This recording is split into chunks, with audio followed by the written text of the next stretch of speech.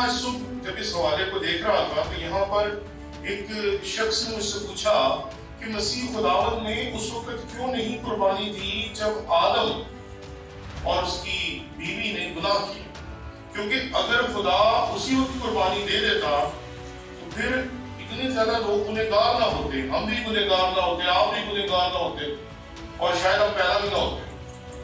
तो खुदा ने उस वक्त क्यों नहीं अपने बेटे को कुर्बान कर दिया ताकि इंसान के गुनाह बख्श दिए जाते।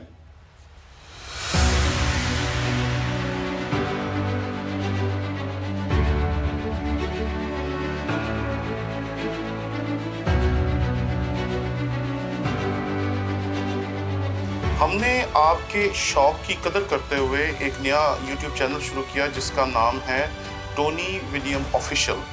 इस पे हमने कोशिश की कि अपने तमाम कोर्सेज जो पिछले 15 साल में हम पढ़ाते रहे हैं वो डाल सकें ताकि आप उससे बेहतर तौर पर सीख सकें। इसलिए आप जल्दी से जल्दी इस चैनल को जाकर सब्सक्राइब करें। जब इसके 1000 सब्सक्राइबर्स पूरे हो जाएंगे हम उसी दिन से इस पे अपने कोर्सेज डालना शुरू कर देंगे। इसलिए जल्दी करें ताकि हमारा टारगेट अचीव हो और हम इस पे अपने मटेरियल को डालना शुरू कर सकें।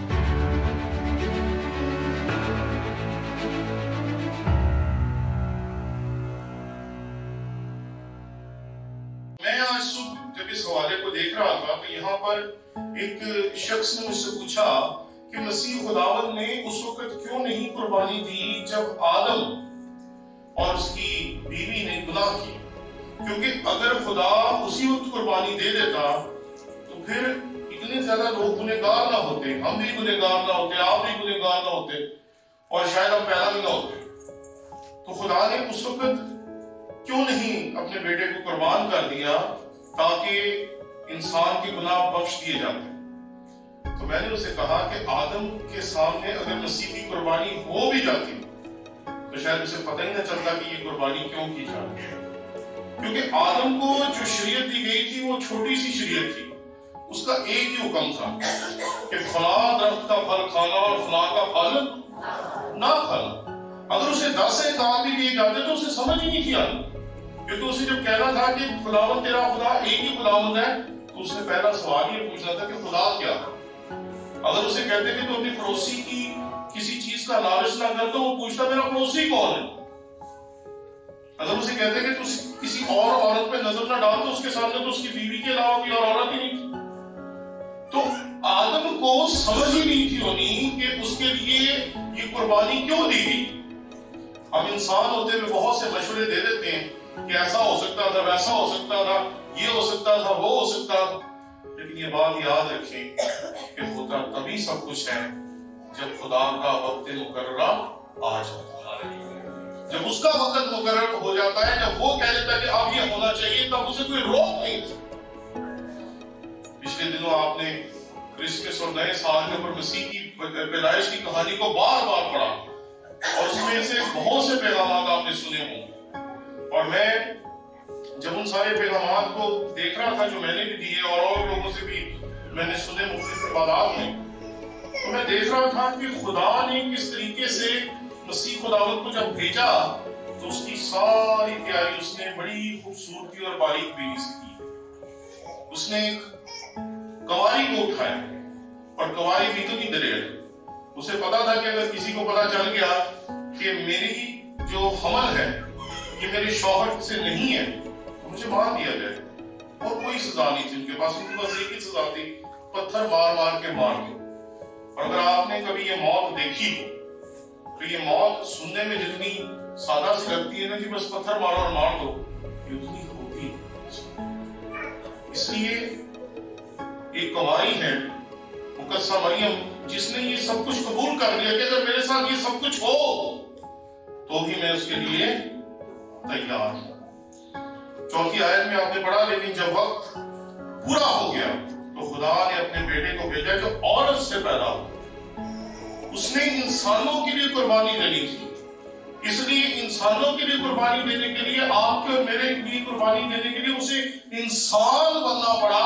और वो बिल्कुल उसी तरह इंसान बना जैसे आप और मैं इंसान।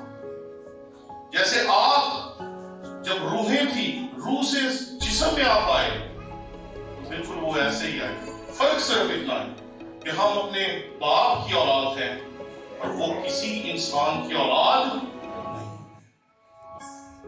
बहुत दफा लोग हमसे कहते हैं कि आप मसीह यीशु को खुदा का बेटा क्यों कहते हैं?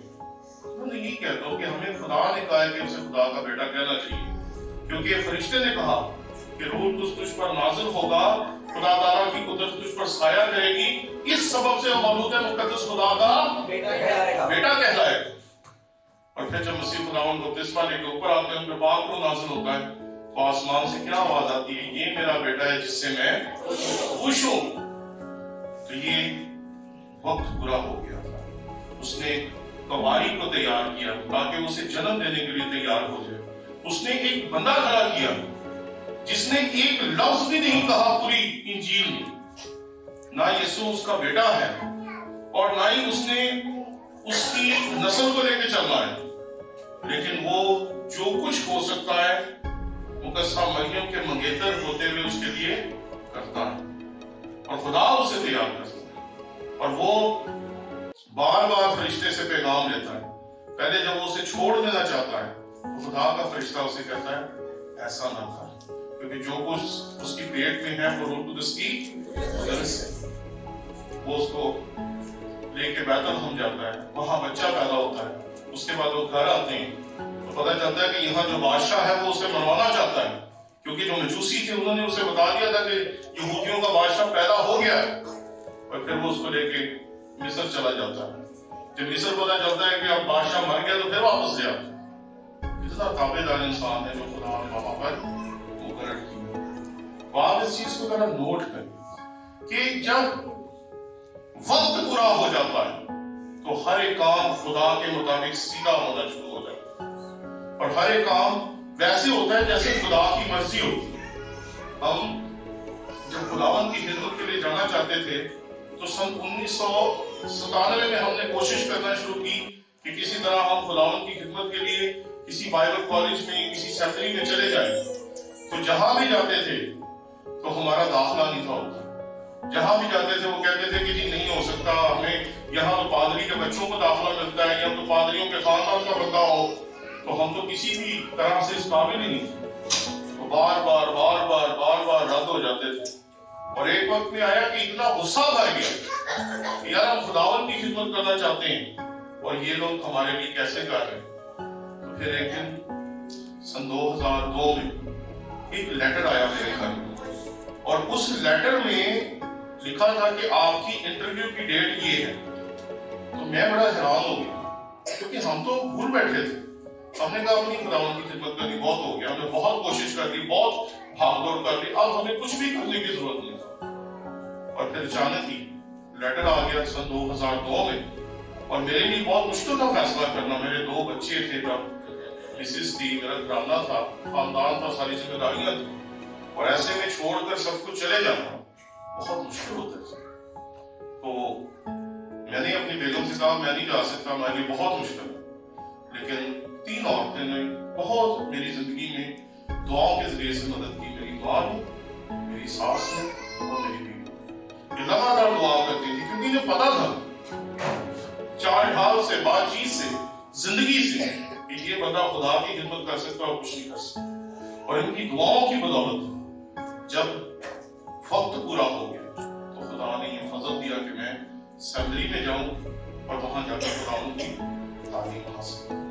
इसलिए जब वक्त मुकर्रर हो जाएगा और जब वक्त पूरा हो जाएगा जो खुदा ने मुकर्रर किया, तो फिर खुदा वो सब कुछ हमें देगा जिसको देना उसने हमारे लिए तय किया। और खुदा ने जब आपको इस दुनिया में भेजा तो उसने आपको सब कुछ देकर भेजा। आप आदम की औलाद हैं और आदम को उसने पता है कौन कौन सी बरकतें दी थी? उसने कहा जाओ, फलो, बढ़ो और जमीन को मामूरो, महकूम करो। उसने तो बहुत कुछ लेके भेजा है, हमें पता ही नहीं। एक बंदा मर गया, एक बाजार में बैठा हुआ, तो वो उधर ही बैठा रहता था, दरी के ऊपर ही बैठा रहता था, दरी के ऊपर ही उसकी सारी जिंदगी गुजर गई। एक दिन वही मर गया। उसे जब उठा के उन्होंने दफन करने के लिए लेके जाने लगे तो पता चला कि उसकी जो दरी थी ना, वो सिर्फ दरी नहीं थी, वो जितने भी पैसे कमाता था वो उस दरी में छुपा देता था। और वहीं बैठा बैठा वो मर गया। تو جب اس کی دری کھولے گی تو پتا چلا اس کے پاس تو ہزاروں نہیں لاکھوں روپیہ تھا۔ اسی طرح کبھی کبھی ہمیں بھی نہیں پتا ہوتا کہ خدا نے ہمیں کون کون سی اور کتنی برکتیں دے کر اس دنیا میں بھیجا ہے۔ ہم آپ بھی اپنی ساری چیزوں کے اوپر بیٹھے ہوتے ہیں، آپ بھی اپنے آپ کو روک کے بیٹھے ہوتے ہیں، اور جو برکتیں خدا ہمیں دینا چاہتا ہے، جو کامیابیاں خدا ہمیں دینا چاہتا ہے، جو مستقبل خدا ہمیں دینا چاہتا ہے، ہم وہ لینا نہیں چاہتے۔ ہم کہتے بس ٹھیک جہاں بیٹھے ہیں جو زندگی ہے یہ بہت ہے، یہاں دیکھیں کیا لکھا ہے۔ لیکن جب وقت پورا ہو گیا تو خدا نے اپنے بیٹے کو بھیجا جو عورت سے پیدا ہوا اور شریعت کے ماتحت پیدا ہوا۔ شریعت وہ تھی جس نے انسان کو بتایا کہ وہ گنہگار ہے، شریعت وہ تھی جس نے انسان کو بتایا کہ گناہ کا حل بھی ہے۔ یہ پوری تعلیم ہے۔ آپ جو کہ اس تعلیم کے آخری سرے پہ کھڑے ہیں، اس لیے آپ کو پتا ہے کہ جو خدا نے حکم آدم کو دیا تھا وہ وہاں سے چلتے چلتے کیسے موسیٰ تک آیا، اور پھر موسیٰ سے چلتے چلتے کیسے مسیح تک آیا، اور کیسے آج 2000 سال بعد ہم اسے سن رہے ہیں۔ تو آپ اس پوری کہانی سے واقف ہیں، اس لیے یہ سمجھنا بہت مشکل ہے کہ کبھی ایسا بھی وقت تھا جب انسان کو بتایا گیا کہ تم نے اگر یہ کر لیا تو گناہ کر لیا، یہ کر لیا تو گناہ کر لیا، تو ان کے پاس کوئی حل ہی نہیں تھا جو وہ گناہ کا کر سکتے۔ پھر شریعت نے ان کو حل دیا، اس گناہ کے لیے یہ قربانی، اس گناہ کے لیے یہ قربانی، اس گناہ کے لیے یہ قربانی، اور پھر انسان کو سکھایا کہ تم نے اپنی زندگی ایسے ایسے ایسے ایسے گزارنی ہے۔ اور آپ دیکھیں مسیح خداوند جب پیدا ہوئے تو شریعت کے ماتحت پیدا ہوئے۔ 8ویں دن اس کا ختنہ کیا گیا، 6 سال کی عمر میں اسے اپنے استاد کے پاس بھیجا گیا ہوگا تاکہ وہ تعلیم حاصل کرے۔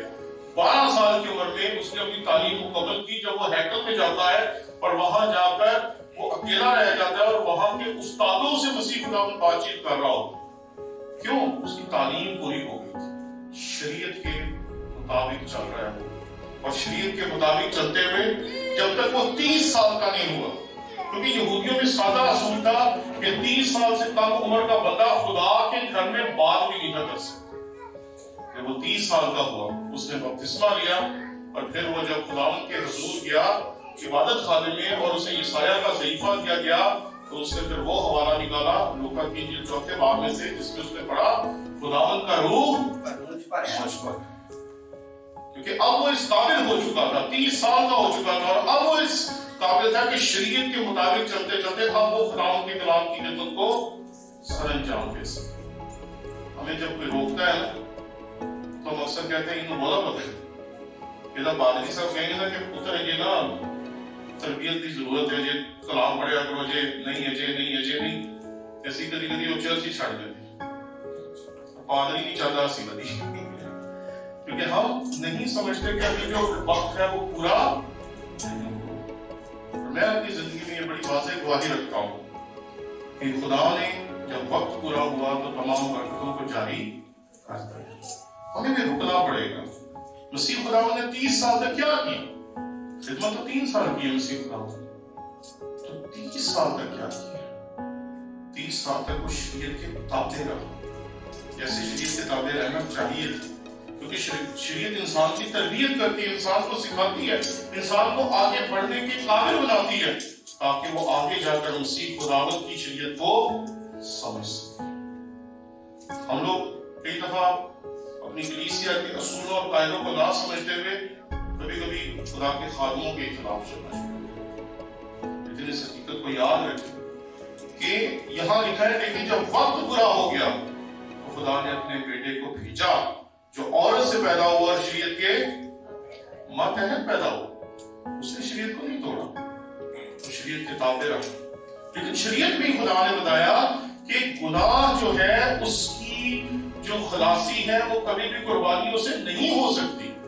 خدا نے بار بار بتایا، پہلے کہا قربانیاں دو، پھر اس نے کہا قربانیوں سے ایک اہم چیز ہے اور وہ ہے خدا کی فرما برداری، اور پھر اس نے کہا خداوند کی فرما برداری کی طرف آؤ، اور آہستہ آہستہ آہستہ آہستہ جب آپ یوحنا کی انجیل اس کے 3 باب کی 16 آیت میں پڑھتے ہیں تو آپ کو پتا چلتا ہے کیونکہ خدا نے دنیا سے ایسی محبت رکھی کہ اس نے اپنا اکلوتا بیٹا لاش کیا تاکہ جو کوئی اس پر ایمان لائے ہلاک نہ ہو بلکہ،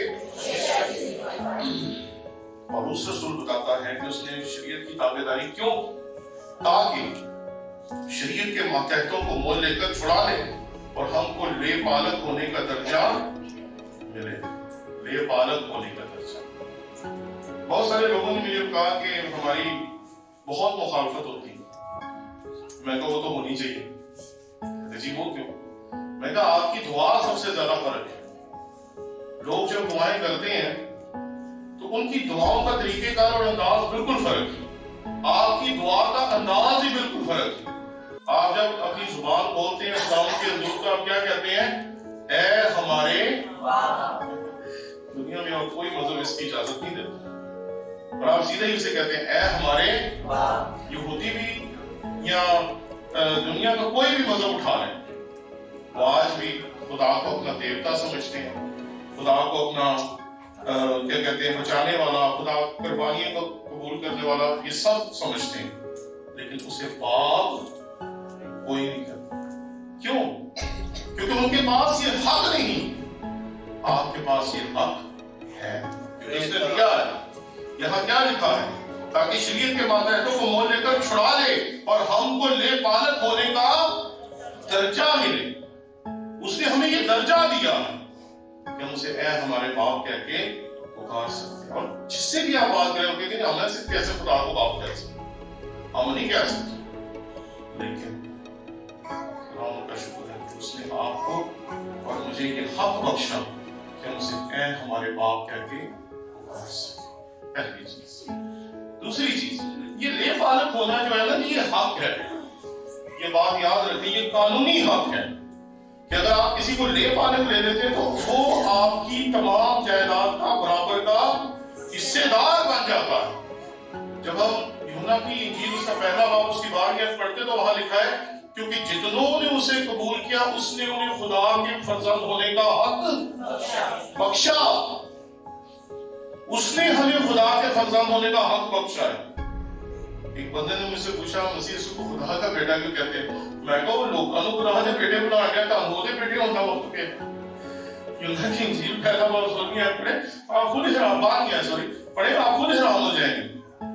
जितनों ने उसे कबूल किया उसने उन्हें खुदा के फर्जंद होने का हक बख्शा।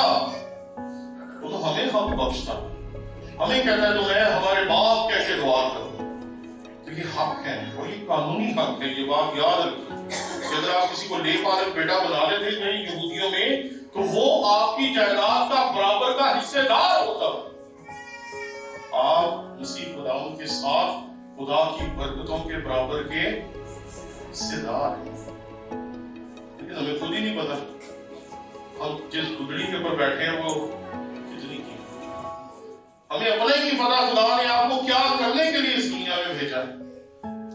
जब हम अपने आप को देख लेंगे, अपने आप को जान लेंगे और समझ लेंगे कि हमारे खुदा ने हमें इस दुनिया में ऐसे ही जिंदगी बसर करने के लिए नहीं भेजा, तो फिर हमारी जिंदगी बदलना शुरू हो जाएगी।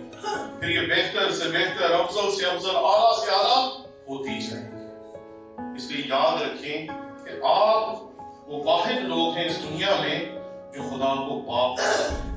आप वो वाहिद लोग हैं जिनके पास ये हक है कानूनी कि आप खुदा यीशु मसीह की तमाम बरकतों के बराबर के शरीक हैं।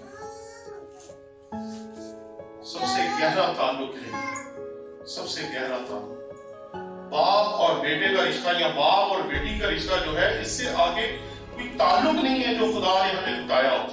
और हमने अपनी जिंदगियों में ये चीज देखी कि इसी तरीके से खुदा गहरे तौर पर ये रिश्ता हमें बख्शता है, क्योंकि हम उसके सामने रो सकते हैं, उसके सामने बात कर सकते हैं।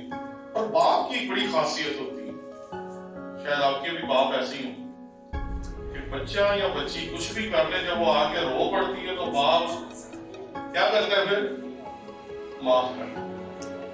ये रिश्ता उसने आपको और हमें बख्शा कि जब हमसे गलतियां हो जाती हैं, गुनाह हो जाते हैं, बदियां हो जाती हैं, तब भी जब अपनी आंखों में आंसू लेकर उसके हुजूर आ जाते हैं तो वो हमारी तमाम गलतियों को माफ कर देता है। उसने अपना बेटा दिया है हमारे लिए, इससे बड़ी क्या कुर्बानी दे सकता है वो हमारे। इसलिए एक ऐसा ताल्लुक है जो कोई और दे नहीं सकता।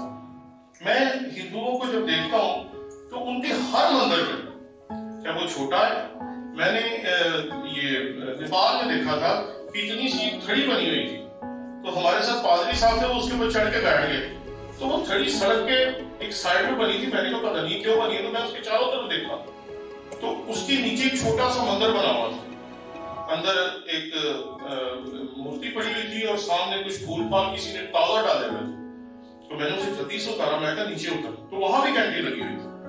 تو میں جب نیپال میں ان کے مندروں کو دیکھ رہا تھا تو ہر جگہ گھنٹیاں لگی ہوئی تھی، تو میں کہا جی گھنٹیوں کی ضرورت کیوں ہے؟ تو کسی نے بتایا کہ ہم جب خدا ان کے پاس جاتے ہیں تو ہم گھنٹی بجاتے ہیں تاکہ خدا کو پتا چل جائے کہ ہم آ گئے۔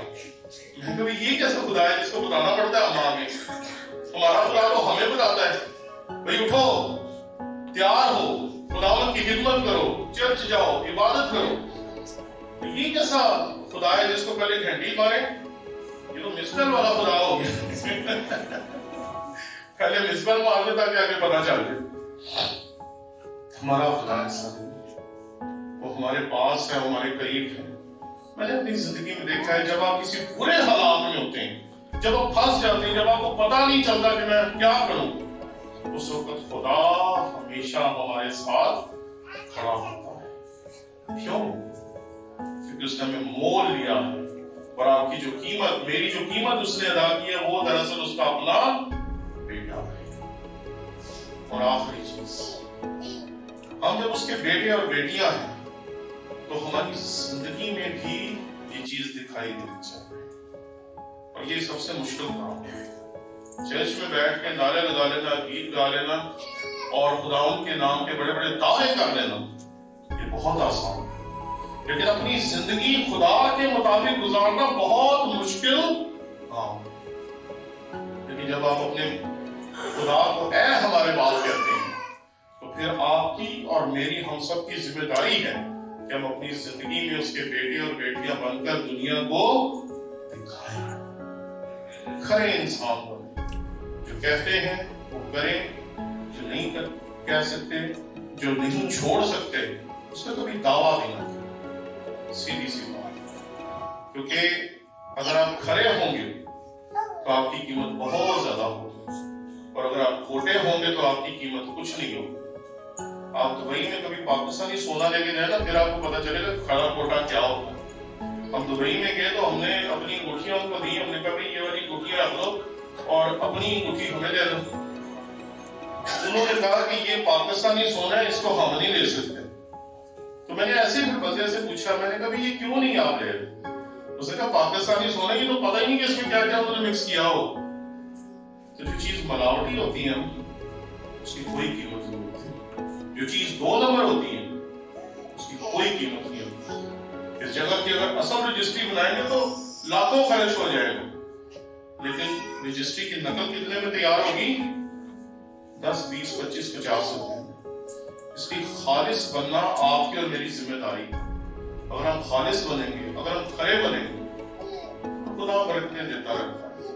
میری زندگی پوری کی پوری داستان ہے کہ خدا نے ہمیں کہاں سے اٹھایا، بہت غریب تھے، اس حالت سے خدا نے ہمیں اٹھایا اور آج وہ یہاں تک لے کے آیا۔ میں سمجھتا ہوں کہ اگر آپ بھی اپنی زندگی میں خالص ہونے کی کوشش کریں تو خدا آپ کو سب برکتیں دے گا جو دے سکتا ہے، اور اس نے ہمیں اپنا پالک ہونے کا درجہ دیا۔ کیا آپ سمجھتے ہیں کہ آپ اس کے بیٹے اور بیٹیاں ہیں؟ تو پھر ان 4 باتوں کو ہمیشہ ذہن میں رکھیں۔ آپ دنیا میں تنہا ہیں جو خدا کو باپ کہہ سکتے ہیں۔ آپ کے پاس قانونی حق ہے کہ آپ خدا یسوع مسیح کی برکتوں میں شریک ہیں۔ اس کے برابر نہیں ہے، یہ بات یاد رکھیے، ہم اس کے برابر نہیں ہیں، لیکن اس کی برکتوں میں خدا نے ہمیں شریک کیا کیونکہ اس نے ہمیں یہ حق دیا۔ تیسری چیز، اس سے گہرا کوئی تعلق نہیں ہو سکتا باپ اور اس کے بیٹے یا بیٹی سے بڑا۔ اور آخری چیز، اگر ہم کہتے ہیں نا کہ ہم اس کے بیٹے اور بیٹیاں ہیں تو پھر اس کا رنگ بھی دکھائی دینا چاہیے۔ آپ نے اکثر دیکھا کہ بیٹا اور بیٹی اکثر اپنے ماں باپ کی طرح دکھتے ہیں۔ اکثر بیٹے کو دیکھے تو بندہ پہچان لیتا ہو یار اپنے پیور، بیٹی کو دیکھے تو کہتا تو فلانی بھی تین۔ کیوں؟ کیونکہ جس کی وہ اولاد ہوتے ہیں انہیں ویسے ہی اپنی زندگی میں بن جاتے ہیں، ان उनका ओढ़ना, छोड़ना, खड़े होना, बात करना बिल्कुल सेम हो जाता है। हमारा कब होगा? जब हमारा सब कुछ ऐसा होगा तो फिर हमारे लिए भी आसमान हो जाएगा और तमाम प्यार, पैसा, दौलत, शोहरत कुछ मांगना नहीं पड़ेगा, वो देता जाएगा। लेकिन इसके लिए हमें उस जैसा बनना पड़ेगा।